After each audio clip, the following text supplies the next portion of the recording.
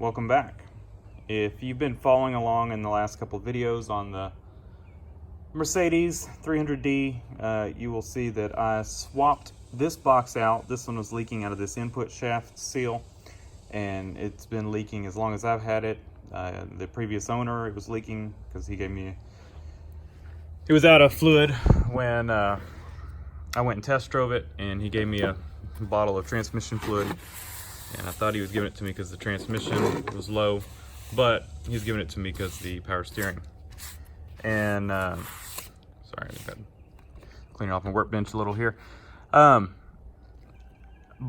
I swapped in the one out of the parts car because it was dry, it looked good. The problem with it was once I got it in, it's got an issue with it steering. I think it's to the left. It's way too easy. I mean, it's like it's almost dangerously easy. I mean, you could touch it with a straw and steer it to the left. I mean, it is like super sensitive power steering. The truck has really easy power steering, and it's a whole lot easier than the truck. So, and then to the right is more difficult. Whereas this box, of course, it leaked, but it had nice power steering to the left and to the right. So there's something internally wrong on the other box. I don't know if it's a seal or what, but since I'm not sure what the issue is, and I know what the issue is on this one, it's the seal. We're gonna rebuild this box. Maybe one day we'll tear into the other box and take a look, see if we can determine what failed on it. But for now, I just need to get a good box back in the car. And I don't know how deep we will go into the rebuild on this, if we will just kind of tear into it, if it all looks good, just replace this seal, or if we'll dig further into it. I haven't really decided that. I think it's just gonna depend on what it looks like once I get inside of it. This box did have quite a bit of slop in it, and I was able to adjust the slop out of it, but I don't know. It's probably not the best candidate for a full rebuild because it's probably got some worn parts inside. Whereas maybe the other box, I didn't have to do any adjustment on it. It was tight, but who knows? You know, somebody else could have adjusted the slop out of it before. So we're gonna go ahead and tear into it. I'm not gonna do a how-to on this. I've never torn into one of these before. I've got a set of instructions that I printed out from Peach Parts. I'll put a link in the description if you want to get a full in-depth rebuild instructions. This is what you should go by. Like I said, I'm not going to do a full rebuild on this one. We're just going to kind of reseal it, and I don't know, like I said, I don't know how deep I'll go into it. But I'll put a link to this in the description. You can print it out. It's got nice pictures and everything with it, and it's a nice write-up. I think it was like 30 pages long. So yeah, 30 pages. What you will need, I think he makes a special tool for checking something. I don't recall it, and like I said, I haven't really read it. I just kind of glanced through it. I'm not going to get that in depth with it, but to get it apart, you are going to need a pin spanner set, and I bought this one on Amazon. It looks to be a good quality. It's got good reviews. It's nice and beefy. It comes with different size pins, and of course it's adjustable itself. I wanted something universal because I've needed one for a while. I don't have one, and so I wanted something universal, not just for this job. So let's see, this looks probably about the right size pin. Yep, perfect. So we'll use those. And nice thing about that is it comes with, you know, a full set of pins in it, and they're double-sided. So you're kind of, you know, you got two different sizes. So let me set up the time lapse. Like I said, I'm not going to do just because I haven't done this before. I will be looking at the instructions a lot, and I figured it's probably not the best. I probably would not do the best how-to on it. But if there's anything worth mentioning, you know, that I ran across, I will, you know, any notes, tips, whatever, I will bring those to light. So let's get started.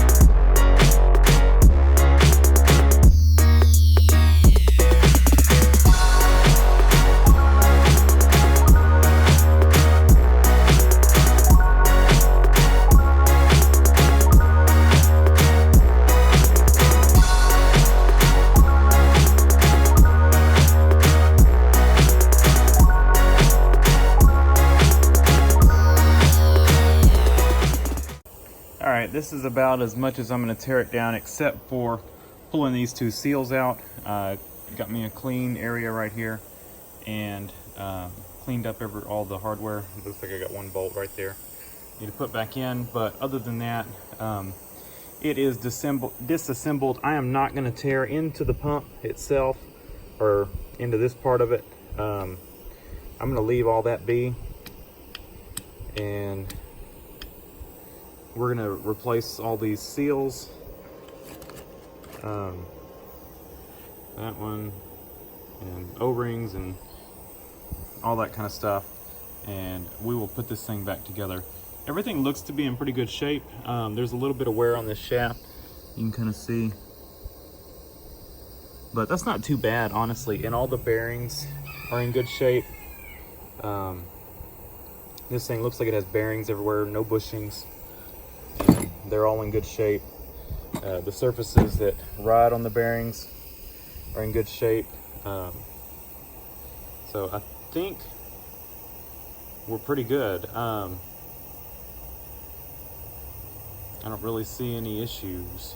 So hopefully this will be a good pump or a good box. One thing the instructions didn't mention was I think you got to have this out before you can pull that out. The instructions were unclear about that. That would not come out, and I didn't want to mess with it too much. So once I got this off, I was able to see that this fits in a groove on here. So I don't see how that could come off right there. I don't see how that could come out without. Maybe you turn it one way and it comes out of there. I don't know, but it didn't come out, and after pulling this out, it came right out. So I would take that out first and then pull that valve out. Let's see, was there anything else? I think that was about it. I think they had taken this off the box to get this nut off. The spanner itself, you could do without it. You're gonna have to have a big wrench to go on that. I've got a big adjustable wrench I put on it, but it's much easier to get that nut off with this still on the box, because you got a bigger area to hold. I was able to put the whole box in my vise, and you know, there's not much to grab here with a vise or anything. You know, you don't want to damage this pump. So I just set it back on here, or I had it on here, and put my big wrench on it, and it came loose. Put this in the vise. So yeah, so let me set up time lapse again, and we will go ahead and take these clips out, pop these seals out, and then we'll put new seals in, start putting all new O-rings in, and there's not much to it. Like I said, we're probably not going to use some of this stuff, because I'm sure a lot of it's down in here, and I'm not going to dig that far into it. So let's get busy.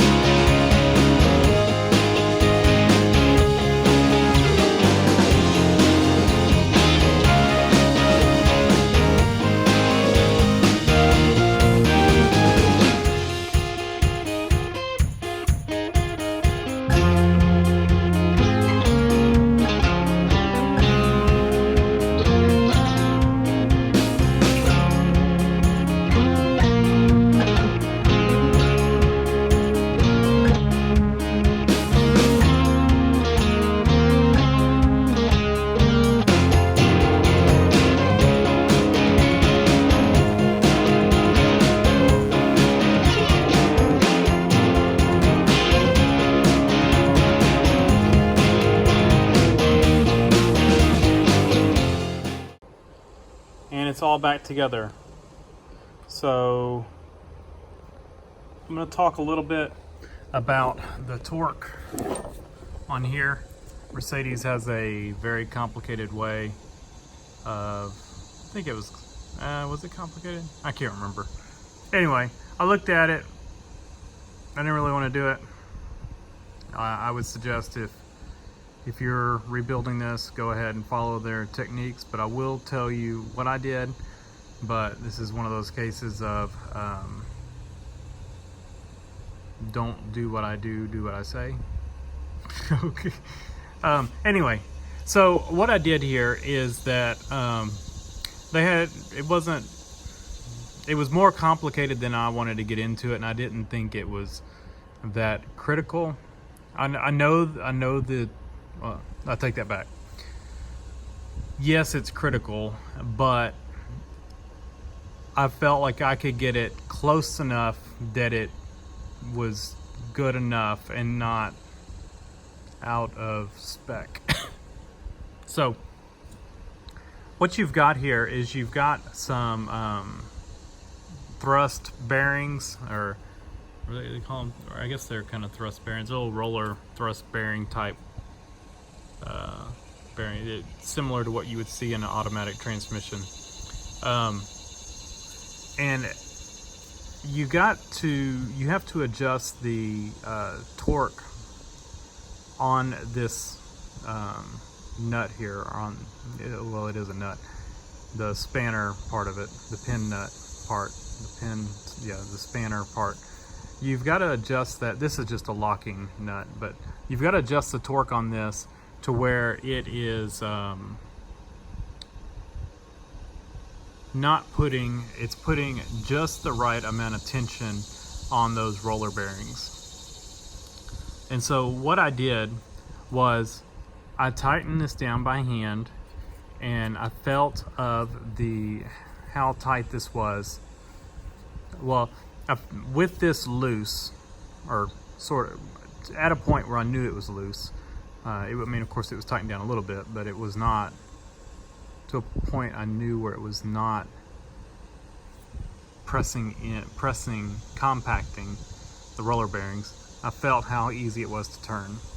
Then I just tightened it down to where it kind of stopped. Not tight, just to where it kind of stopped, where I knew it was up against those bearings.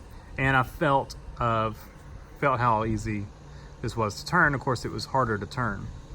And so what I did is I backed off of the tightness of it until it freed up, till it got easy again. And then, of course, I checked that several times, tightening, loosening, and feeling it, until I got to a spot where I felt like it was just barely touching those bearings. And that's where I left it. And so I felt of how tight it was. I looked at the position of this, and then I tightened this up and checked everything afterwards to make sure this had not moved and that the ease of this was the same.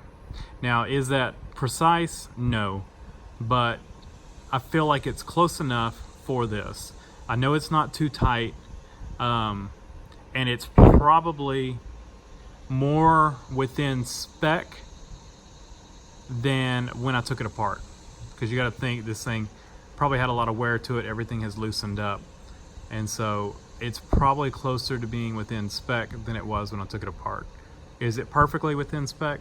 I don't know, but I would say it's good enough. So we're gonna go with that. Now, what I've done here, and I'll talk a little bit about adjusting this up. So what I did on this is, you saw I had my dial indicator set up, and I set it up on here. And so what I was doing is I was turning the input shaft and watching the dial indicator and looking for that sweet spot of adjustment here to where it was just enough to where between the input and the output, there was no slop.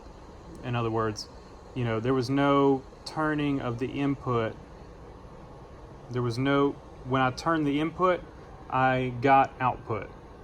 And that's kind of what you want to, just tight enough that you get that. And that's what I got. So I just kept adjusting it, kept messing with it back and forth. Different positions of this, you know, because different parts of this pitman shaft are probably going to have more wear than others. And so, you know, just kept messing with it until I got a good spot. Then tightened it down, did rotation all the way, one way, all the way the other way, and ended up, I got to a spot where it bound just a little bit. And so I loosened off on it just a little bit, checked it again, and everything was good. You know, smooth turning all the way through. So then I centered it back up. This is a drain plug, but it's also a centering hole. So if you look, that piston that goes up and down here, it's got a hole in it, a tapered hole. It's not all the way through, but it's just a tapered blind hole that you take a bolt. I showed that in a previous video when I swapped gearboxes. And you just take a bolt. I think I said what it was. It's actually a standard bolt, fine thread. I took it and I, you know, ground a taper on the end of it, and it's in here, and it goes into that piston, and it locks the steering box. I can't turn this. It locks it. Can't turn this either.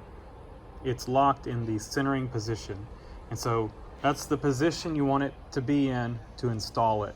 And once you get it installed, take this bolt out, put your little plug back. This should probably have, it has a copper washer on it. And I've got a new copper washer to go on that. But this is how you want it to install it. So I'll take it over to the car. We will center the wheels before we take the other one off. Center the wheels, center the steering wheel, and you're gonna want to put a seat belt or something. Well, you can put a seat belt through the steering wheel if you want to kind of hold it in place, and then you're going to want to put this in place. Actually, the steering lock will lock it. So center the steering wheel, you know, and then let the steering lock it in the center position, and go ahead and install your gearbox, making sure that once you put the pitman arm on, the wheels are still centered. And then you're gonna, you know, just bolt everything down, bolt this down. I'm not gonna show putting this thing back in because I've got a video swapping this out already.